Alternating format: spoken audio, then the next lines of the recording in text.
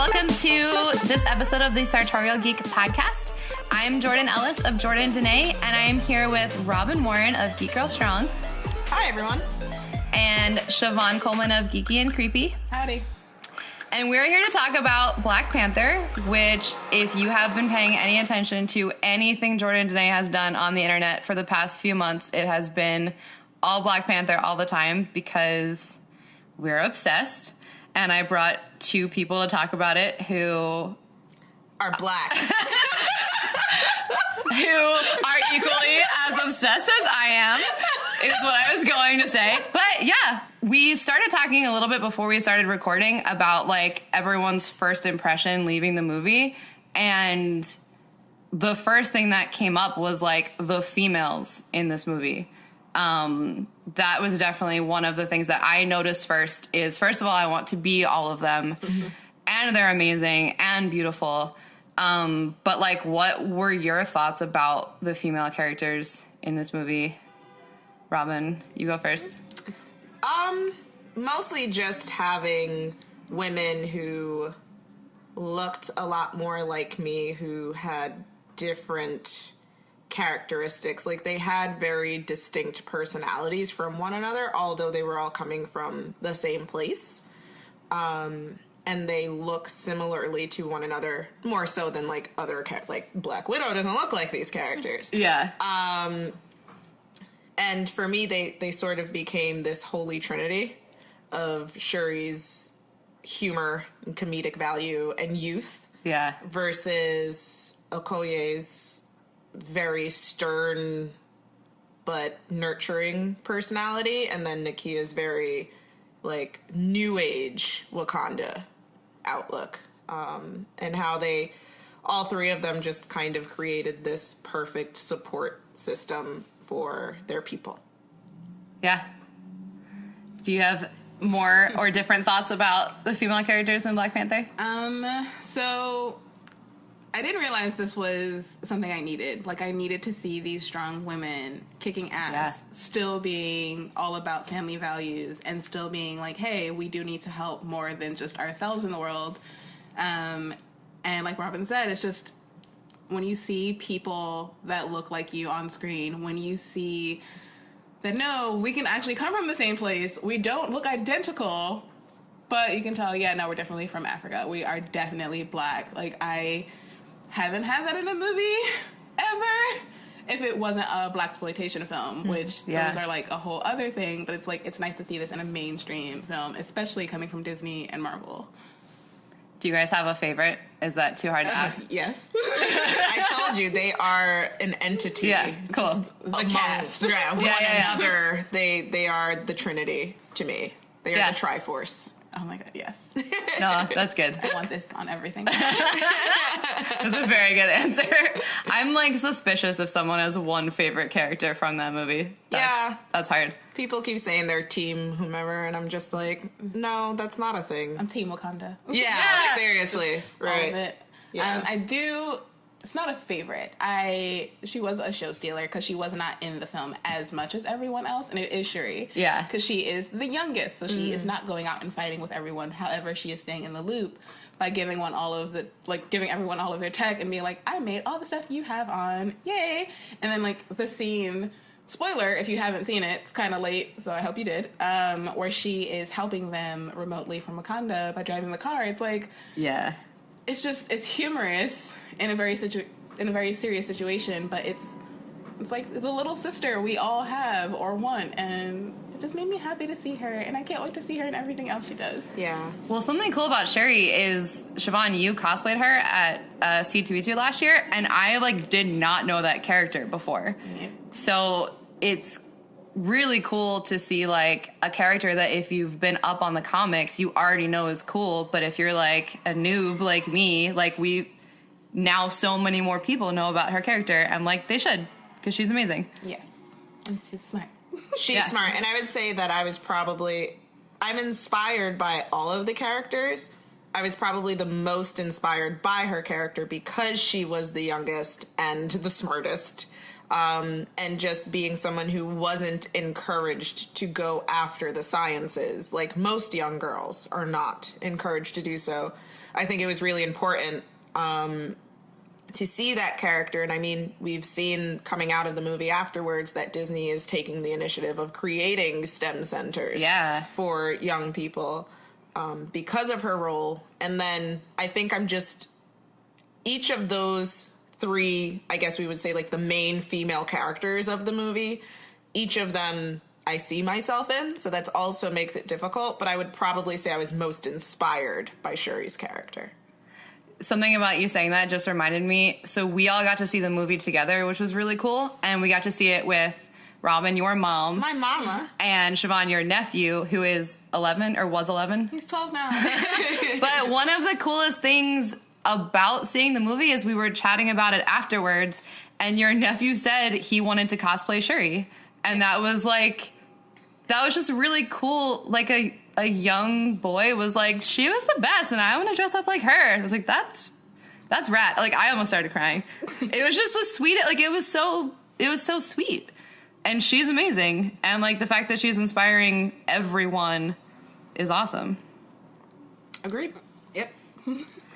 Okay, so now that we've talked about all the sweet female characters, another thing that we talked about that I imagine you guys have had more conversations with after the movie than I have is about the difference between, like, African characters and African American, or like the way that this movie showed that,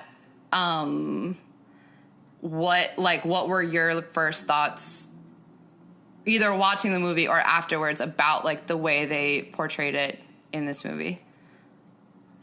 I loved it.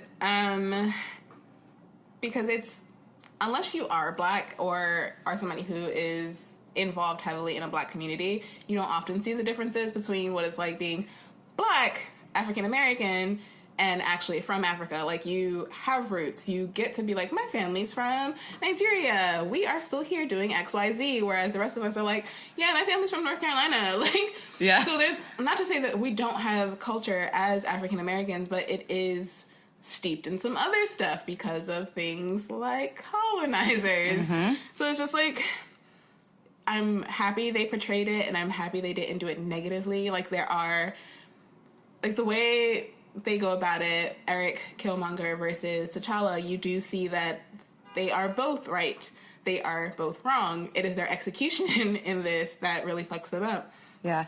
So, like, I'm happy that they spoke about it, that it wasn't just, hey, everybody's from Africa and that's it, and we're not going to talk about what it's like. And everyone's the same, no matter, like, everyone's the same. It's fine. Yeah. So that made me really happy to see. I wasn't expecting for that to have a role in the movie at all. I didn't know that was a huge part of the plot. So the fact that they did it meant a lot to me, especially as someone whose father is African American and my mom is Jamaican. And when I would explain that to people as a kid, they'd be like, so you Black? And it's like, well, yes, but actually, like, there are arguments in my house. Like, I come from a multicultural family. These are two completely different cultures. Yeah. They have similarities because they're both from the same continent if you go back far enough.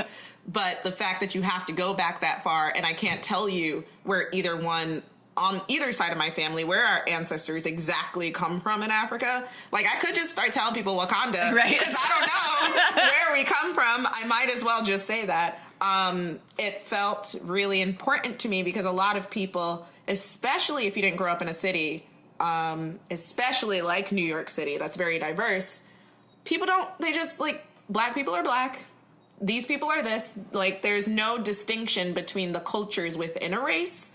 So the fact that they touched on that was really surprising. It was a pleasant surprise. It was really deep for me. And there were a few lines that were, like, right to the point of it. And the fact that they were in Oakland in the 90s during the riots. Like, there was very pointed, and I mean, Ryan comes from that area, so it makes sense that he would do that. But it was surprising because it's a Marvel film, because it's a comic book film. Yeah, seriously. And if you're a comic book fan, you know how deep comic books can get, but they haven't really done that with the movies yet. Yeah. They haven't gotten as deep as the actual books are, because it's been more shoot 'em up, blow 'em up, man flying in the sky stuff, which is fun. Yeah, I feel like this movie did such an amazing job of, it is like the first Black Panther movie, but it wasn't like, here's a bunch of extra setup that you maybe don't care about. Here's like a lot of fluff that just explained. It went right into the story, and then it's like amazing story the whole time. I think you're right. Like, as far as all the Marvel movies go, it seemed like it did the best, like, complete full circle right out of the bat, and it was so incredible and impressive. And I mean, when you, after seeing it the 3 times, when you see it a couple of times and you realize that the young boy in the beginning asking his dad to tell him the story of his people is Killmonger, it's like, like that makes it even. And they were able to do the origin story in a way that tied into the movie, and then you can still go back and think about it, and it's deeper than just a little boy asking his dad. Yeah, what were other parts, because we've all seen it more than once, what were other parts that, like, you picked up on more, like, a second or third time? I caught it the first time, but it meant more each time I watched it. I have seen it 5 times. I might be going back for a 6th. My favorite scene is when he is supposed to be moving on into the afterlife with the rest of the kings, and he's arguing back, and he's saying, like, all of you were wrong, and he's actually, like, contesting against them. That is my favorite scene, because, like, I felt that pain, like, when he's just yelling at his father, like, you, in Black communities, you don't yell at your parents. You don't do anything back to your parents. You don't even say the slick shit underneath your breath, because they can hear everything. But the fact that he sat there and he was crying these tears, and he's like, you were wrong, like, why did we not go back and help them? Why did we not just take the boy in, if nothing? Like, that... Every time I watched it, it was just like, nah, that still hurts. Like, every time it had that same impact, and it's truthful. It's like, if there is this magical world, why don't we go back? And everybody's favorite thing to tell anybody not from America is to go back. And if we could, we would. Unfortunately, we don't have, like, we don't have records that show I am exactly from here. So seeing that, it was just... It made me cry all 5 times. Yeah. That part didn't make me cry every time, but I felt a lot being able to see T'Challa, that I think was a really good example of a well-rounded man emotionally, who had things that he felt was right, who would stand his ground and be stubborn at times, and, like, just a regular person rather than having to be this hyper-masculine entity at all times in the movie. Seeing him cry more than once in the movie was really big for me. Because also, I mean, hypermasculinity is a problem in most, if not every single culture, at least American cultures. But in my experience with the Black men in my life, I can't really tell you if I've ever seen them cry. So, like, watching that movie and then being able to know that little boys like your nephew, Chavon, are seeing that movie and are seeing different representations of what it can mean to be a little boy like them and to grow up into a man, you know, that they might grow up to be. Those scenes meant a lot. And also, if we were to go back to Africa, they'd be like, who are you? Like, we would show up and not have a tattoo on the inside of our lip to show, like, where we come from or that we belong there. We know nothing about their cultures and the way that they know them. So, yeah, all of that stuff was really deep. But that's a big thing about being African and African American. They are not the same. As much as everyone likes to lump us in one giant category, we are 2 very different groups. And then within each of those groups, it gets even more diverse. So, yeah, like, no, I'm definitely agreeing with Robyn. There is no going back, because they'll look at you sideways and be like, I'm sorry, who are you? And there's a language divide, right? Yeah, like, even if they did speak English, right? There is still how they speak English. Like, there's slang that we use in New York that I can't use in, like, Louisiana. Right. So imagine going to another country, they're just going to be like, no, go home. Yeah. And I was recently, in November, my fiance and I went to Colombia, and we went to the first city in the Americas that was founded by free slaves, and I was, like, on the verge of tears the entire time. But one of the things that was very emotional for us was the people there greeting us saying, like, we are of the same story. None of us know where we come from, so we're family. And that's as close as we get. Like, we don't, you know, I have this terrible joke that I tell people that's like, I could do one of those, like, find the history of your family stuff, but when you go back far enough, all you're going to find are receipts. And, like, you're not... I heard you say that. I know. It makes people uncomfortable. Well, but, I mean, you're not wrong, right. So it's worth like, saying. Right. And it's just the fact that a comic book movie that is associated with movies that have not gotten that deep yet was able to do that is very impressive. And I think it deserves the respect that it's getting.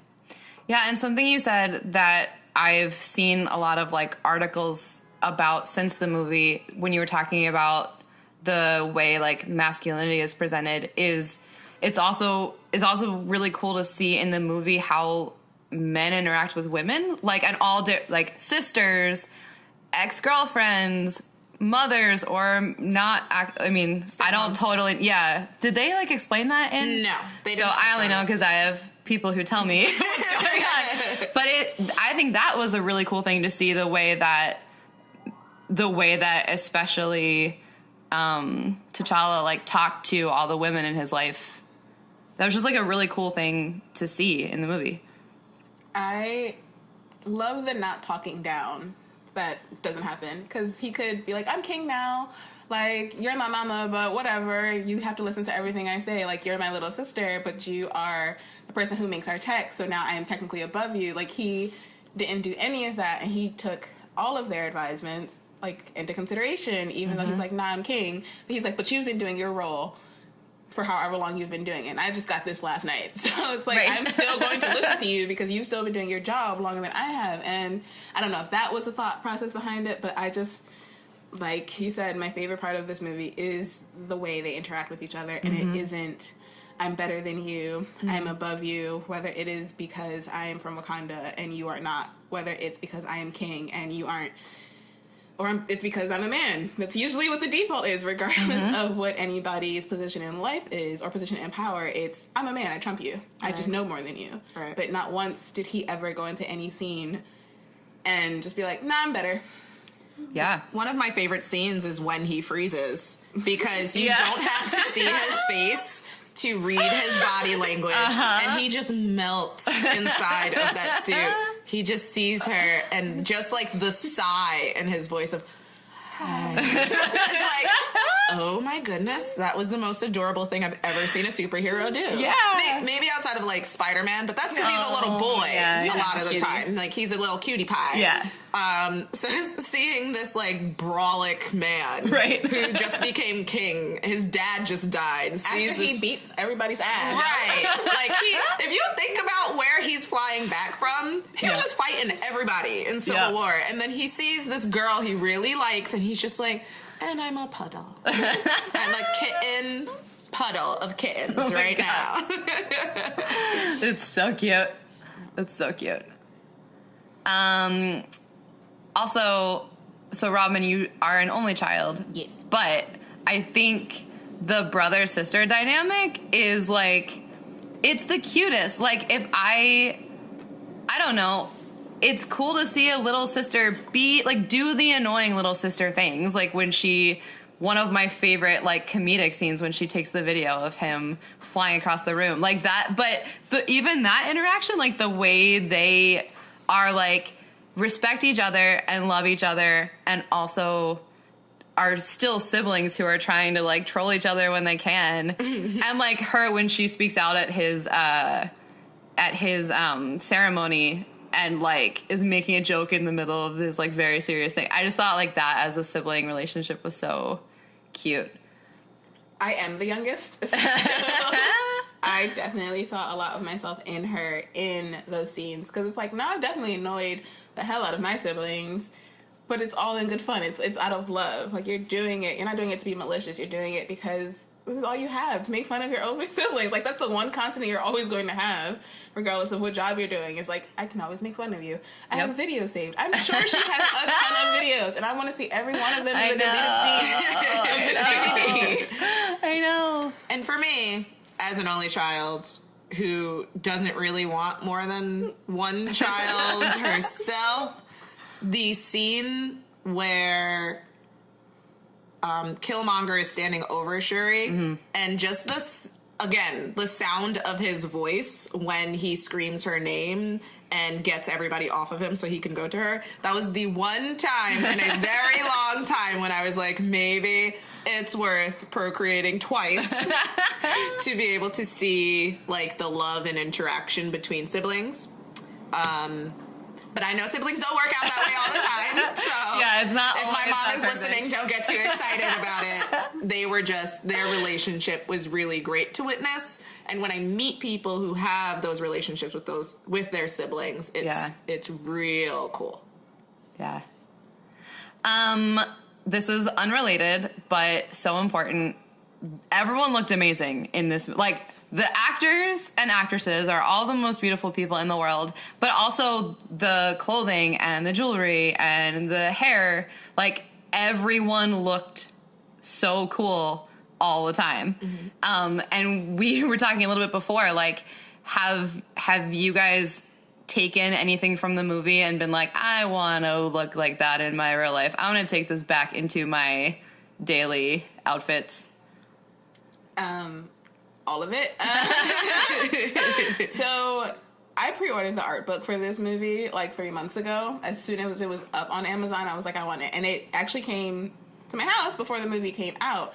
And I tried so hard not to flip through it because I was like, this is going to be a spoiler. Yeah, that's weird. But flipping through it, I'm like, oh my God, all these costumes that we didn't even get to see. I'm like, if this, like, they put so much into this, and it's like, we could only give you just the tip. And I'm like, but I want it all. Like, I don't care. Like, I don't know if I want them to do another fashion show. Yeah. If you don't know, they did New York Fashion Week this year. And it's like, no, give me all of this. I hope in the sequels we get to see these alternate designs for these costumes. And, like, Ruth Carter was amazing. And she actually worked with the person who did the stuff for the art book.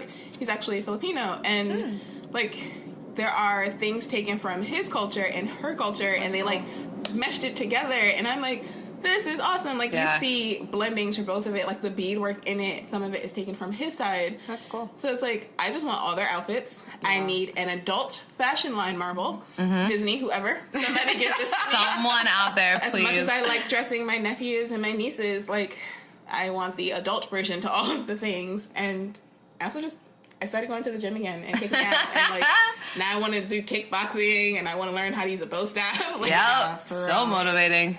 I didn't know that Lupita had those arms. And I was like, yes, girl. Because now I just notice them all the time. Yep. And I think it's the same thing as, like, when everyone realized Michelle Obama had those arms. Yeah. And everyone's just like, look at those arms all the time. And I love push-ups. So I'm just like, she's been doing push-ups. I'm sure she's been doing a lot more than that. But that was really cool. And then I've had this conversation with a few people. It's the first time that you get to see Lupita shown as a love interest that is a positive role. Yeah. And not like a slave that is being raped constantly or anything like that. Or an alien that's all CGI. Right, exactly. Yep. So I think it was the first time in a long time where I've been able to see the main love interest who is a darker skinned Black woman. And the fact that more people are noticing how beautiful Lupita is says a lot about how this movie is different than the other movies that she's been in or other movies that other Black women have been in. Because we know they treat love interests differently when they're shooting them and when they're giving them lines and when they're giving them actions to take or movements to make.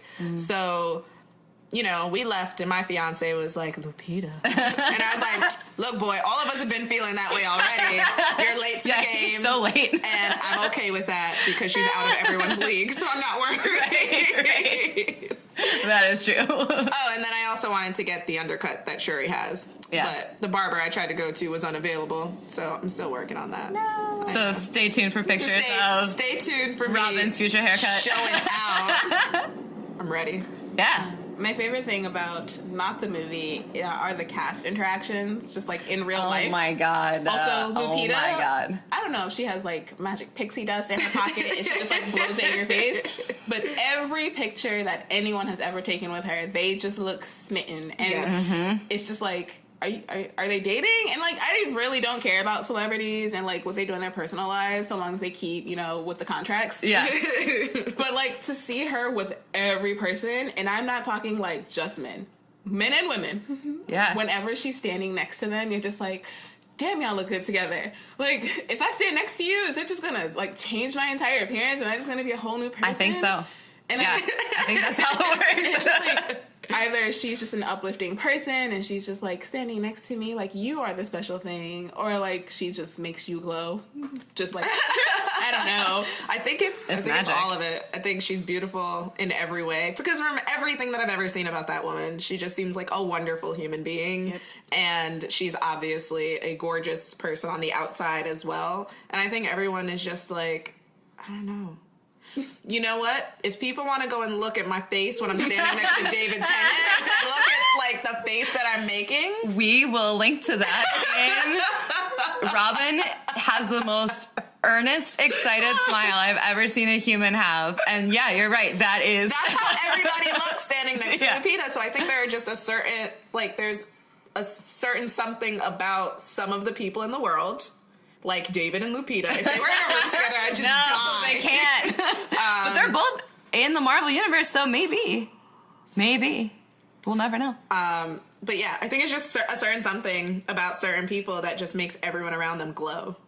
Also, like, you never know unless you're there, but every bit of behind the scenes or like the people involved in the movie talking about being in the movie, everyone seems like it was just a joy, like, to be a part of that project. And everyone, I'm sure not every single second was amazing, but like the people talking about being on set and every person involved in the movie seems so positive. And like, it looks like they are really best friends who love each other and loved being a part of this project together. And it shows. Yeah, really, it shows. You know what it is? It seems like all of them give really good hugs. Like that's the personality trait of the Black Panther cast is gives really good hugs. Yeah. Which means the world to me. Yeah. It really does. Like, I am a hugger through and through, and you can tell a lot by a person's hug.